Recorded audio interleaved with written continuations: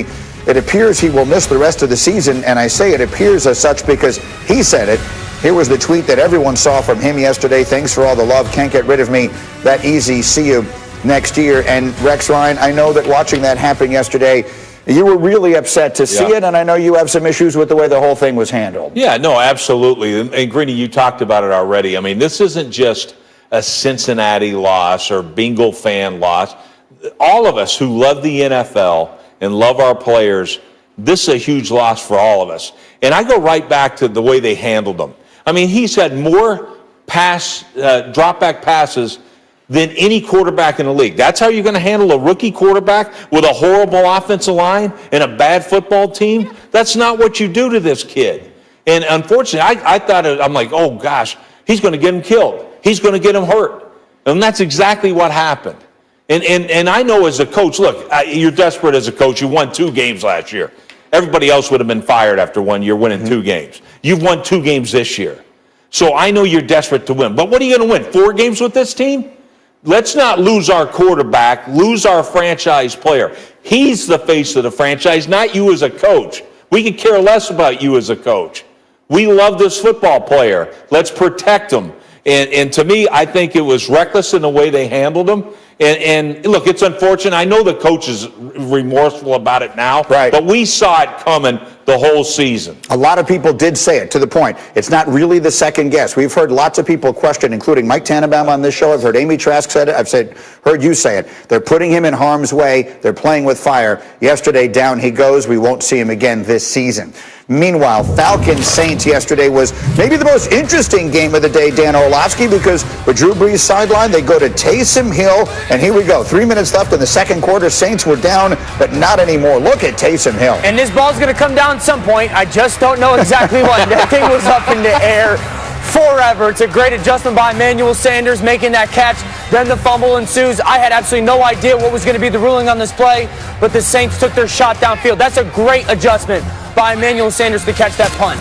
Ultimately, it winds up a 44-yard completion, the longest to a Saints receiver this year. Then Alvin Kamara would take it in from 3 yards away, so the Saints would take the lead, and they would never look back. Saints leading at 10-9, first and 10. Here's Hill. Here's Michael Thomas had a nice day. This is a nice job. 3-step, operate your offense underneath the center, see the flat defender go out, replace him with the slant, and then 4th and goal. This is their bread and butter with Taysom Hill, right? That quarterback lead power. He finishes for the touchdown. 17-9 the score there. Thomas, by the way, 9 catches, 104 yards. 13 minutes left in the fourth. Still 17-9. This is Hill. How about this play, Dan? Yeah, one of the reasons why they love him is the creativity after the snap. That broken play, everyone's covered. I can use my athleticism to go make a play. And then the Greeny, their defensive line just hunted yesterday. You saw sack after sack after sack married with their coverage on the back end.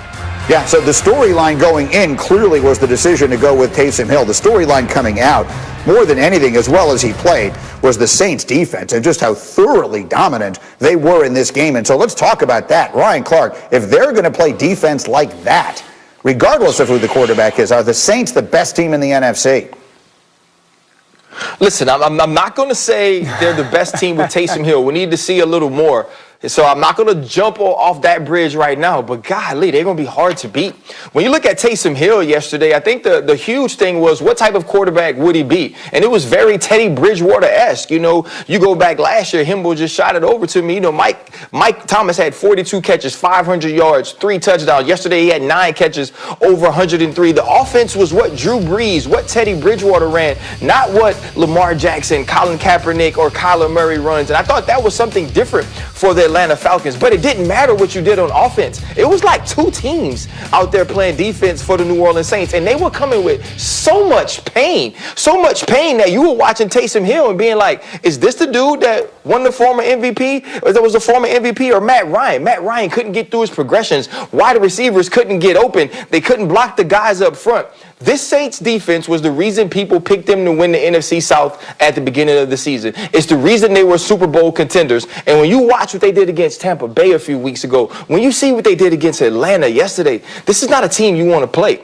And now having Quan Alexander, who Green Bay should have tried to get, gives them the best duo of linebackers in the NFC South, in the NFC as a whole. And this team is going to be tough down the stretch. Rex, you were telling us that you saw something from them on the sideline that suggested to you the Saints defense is ready to go. Oh, yeah, I knew they were feeling it. I looked over there, Demario Davis, he's sitting over there dancing.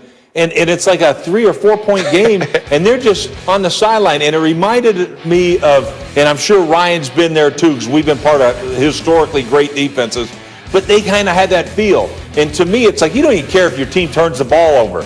You just want to get back on the field. Right. We used to have a saying that, hey, look, whatever happens is just more TV time for us. And you can't wait to get on the field. And that's how that defense played. And they keep playing like that, nobody can beat them. Very quickly, Dan, how about the quarterback play? Give us 30 seconds assessment. Taysom Hill, his performance, and what it means going forward. Yeah, really, the destination was the same as when Drew Brees runs this offense. Just the journey looked different.